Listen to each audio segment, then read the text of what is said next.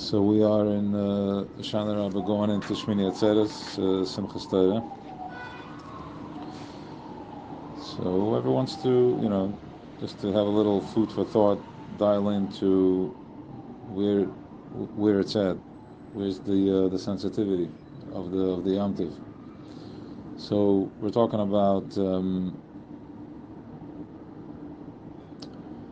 whole Yom Tov Sukkahs. We're dealing with sitting in huts, and then the lul of the esrog shaking, the trees, the sounds, moving from side to side, pulling down hashpa, shefa, removing toxic stuff, toxins. It sounds like a bit of energy war going on, like very intense work done by the masses, like a whole tribe, a whole chunk of people that are moving stuff around daily on every level, and whatever level you're plugged into, are stopping and doing one thing, and just moving and connecting and sending away. So these are very interesting, powerful times in the year and the moment that we live in. In other words, that's not what we do at this time of the year. That's what happens this time of the year. This time of the year, it shows up with a lul of the esrog, the shanas. It's like the shaking, the sound of the tree. It's like a rattle. Esrog. This is how the energy shows up. This is how it shows up this time of the year on Sukkot. It's a beautiful, very, very powerful time. It's green. It's deep. It shows up. This is how it chooses. This is the channel that comes in on Sukkot. What powerful, amazing time. And if we pay attention to the weather going from the beginning to the end, we can just say, as some people say, yeah, wow, just amazing what the weather cleared up. But if you understand what's going on, that looking at it from bottom up, from top down, from both sides, understanding that when something happens in the physical, and weather is not even such a physical thing to begin with, it's more of a whole ruach thing. It's the wind, it's the rain. It's not something that is chomer. That's kind of like tangible. It's tangible, in a very interesting way. It seeps through the body. It softens the body. The chomer gets dissolves a bit. The rain cleans, because before the rain, all the antennas are up and they're all over the place, and we're still not mindful, so we're not aware that it gets so heavy sometimes, the noise. So the rain stops that, all the crisscrossing and all the what's the right word? All the geometries, all the images that move, the way energy shows up. It stops everything. It's like taking a shower. It's like going to the mikveh. You're cleaning your energy field. You're cleaning your makiv. We're in the makiv. So when you go to the mikveh, you shut down, and the rain does the same thing for the person as sometimes in the year, which is ear for sure. It's said that this is the gishma bracha. All the gishmas are brachas. Depends where you're at, right? And then when it doesn't do that, it cleans the world. It shuts down. It stops the noise. If it gets a little cooler, or the coolness breaks, it gets a little warmer. Depends where it needs to be. And exactly the way the weather is, that plays a role. It's almost like when you have the supercomputer, a computer, every computer, but the big computers have a whole room of cooling systems. It has to be kept a certain way, so it can process the information. It can hold this delicate information. So we're also in the temperature where it's the place where we're at that time of the year. It's the kalt chodesh, the Hazel, these months happen, and the heat, these months happen, and the cold, and that is what it plays a role in keeping the system cooled off, or to best process this type of what message that needs to come in. And if sometimes it gets too hot and you're in a deep process, then maybe the diet is too heavy. Maybe what it's calling for is a lighter diet, more foods, more greens, so on and so forth. right? So it wasn't. We don't need. I mean, sometimes it gets very hot because the message gets very deep. Okay, so we have the air conditioner, which back in the day it wasn't, but it was just Matzchanatzig gave them. They worked with it. So I'm talking about the Shanas. Back to the Shanas for a minute because I want to wrap this with some Torah. I want to keep it to the point. So one of the Shanas here, we're talking about the words that are being said is like it's amazing. We're talking here about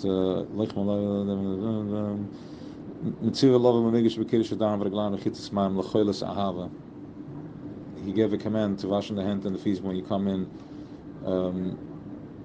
Besamikdash for l'cholas arif and the cholas, which how much he wants this connection of ava, of connection.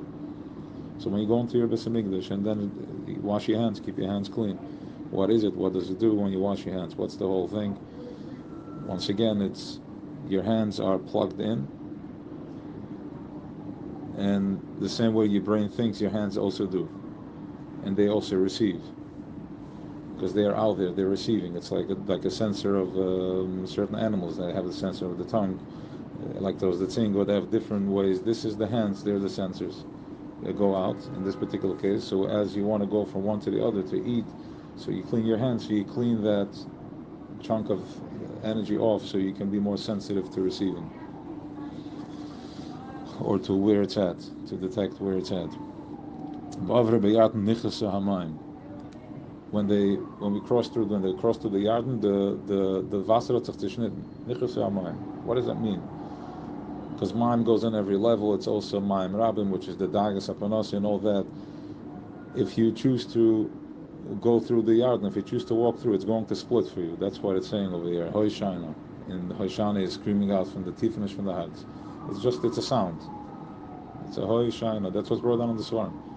It's just a sound, brought down from Chaim Vital, it's just a sound that the way, in order to express the depth of the heart, the nekev of the heart, the hole in the heart, that the breath goes through, that is through Hoy Shaina. That's the sound. That's the vibration. Hoy Shaina, Hoy Shaina. Sending a signal in words, but it's a sound. It goes up. And it triggers that greenery. It goes together with the ganze image, with the ganze picture, with the sukkah, the ganze energy work. So, what a powerful day. So going through, those are the Chaim Vital writes that when you hit the shinas, the air from the wind that comes back up, that's the neshikin, that's like the kiss, the energy comes back. That's what he says. So just bringing it into language that we understand what that means. What does it mean? Okay, so from there we're going into, and then immediately it's raining today. It's not a coincidence, but like, is it not a coincidence? What does that mean? Stamazir, not to get too, but to get very carried away. If everything is connected, then everything is connected, but maybe not so intense. Okay, so it's as far as you want to go with it. As real as you want to step into it, but at least for the next 2 days, get into it, because you're in the sukkah, you're in the makav, you're protected.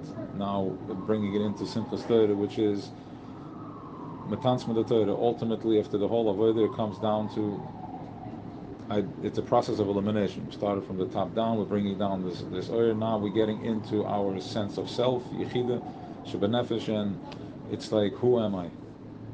What am I? What pulses? What pulses through my chest?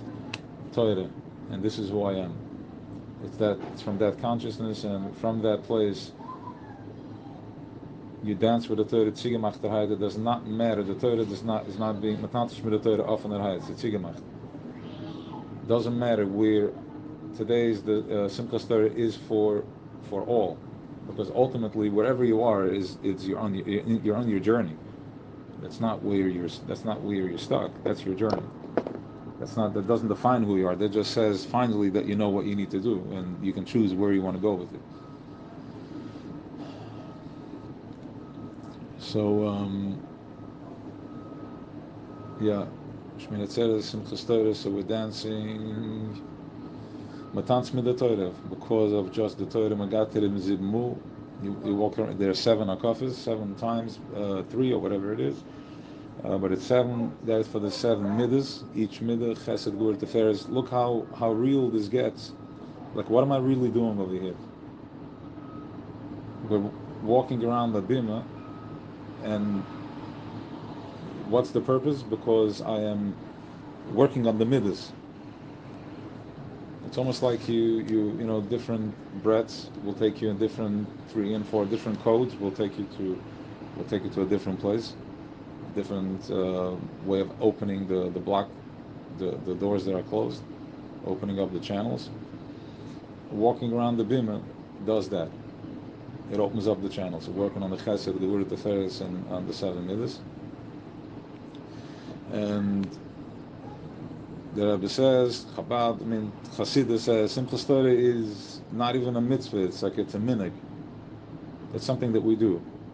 Hanaga, which means also it's a fitz, it's a valagula, haga, it's a food, it's a certain vibration, very powerful. Because it demands nothing. We're mamash getting into netzacha, the 2 feet, and we just walk. You don't need to understand nothing, and just walk, just arm. That activates, it heats up, it fires up the legs, it fires up the feet, it fires up your netzachot, and netzachot will give you the koyach and the power to netzach, to just be victorious. To have a day, to have an hour, and sometimes a day that if one can feel fully confident and present with self, that's a lot of power. That is a lot of work.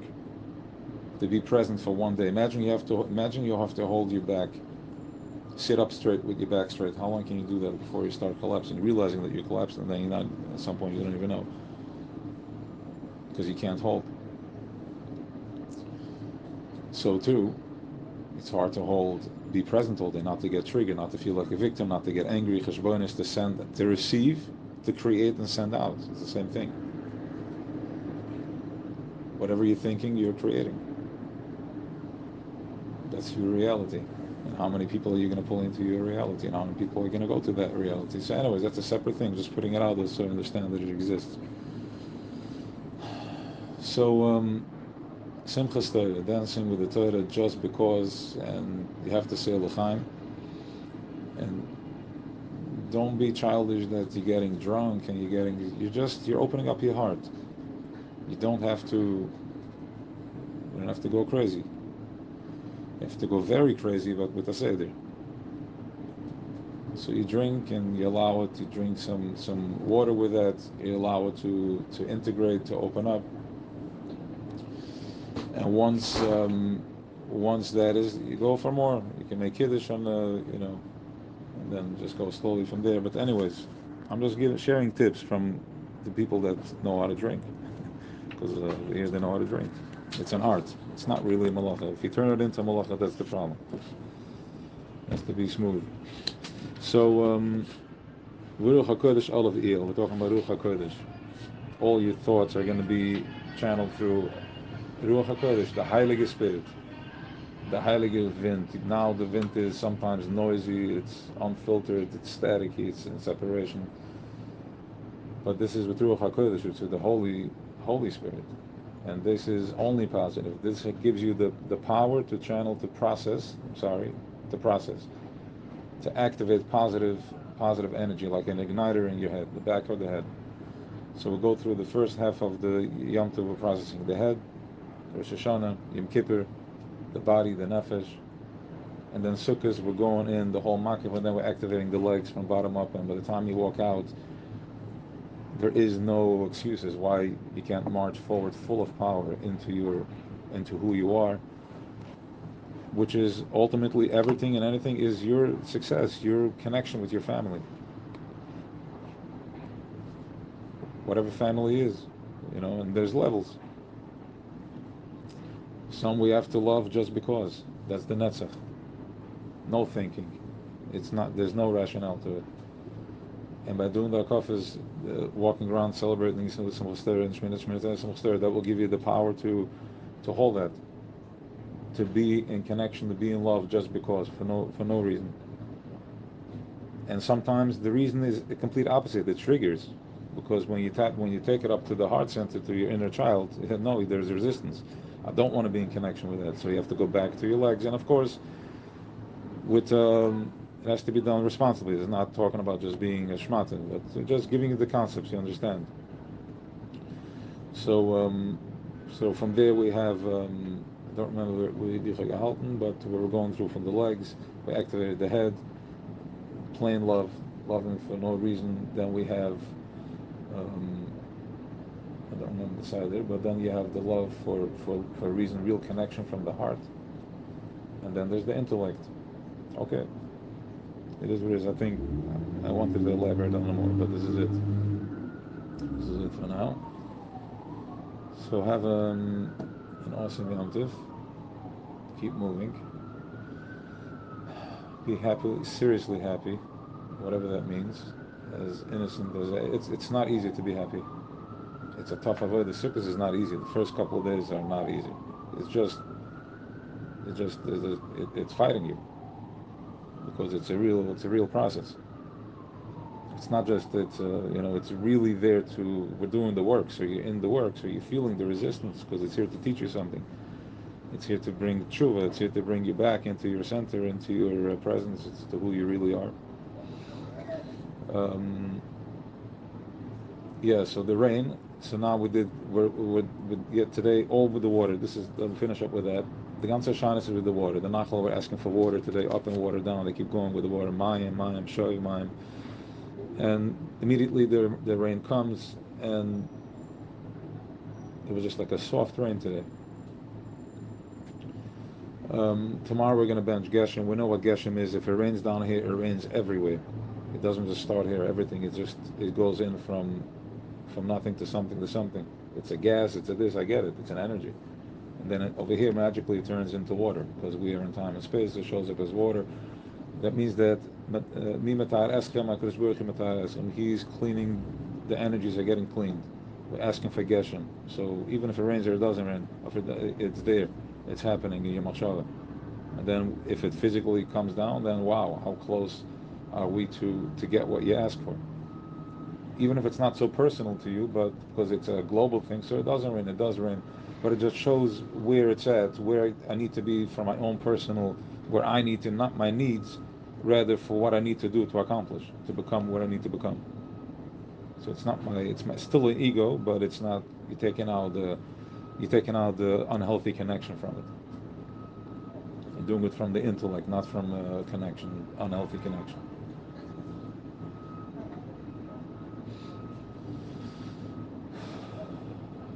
So we're going. So we have the water. We're asking for the water, cleaning, and then we're dancing. Have an awesome Yom Tov. Fine.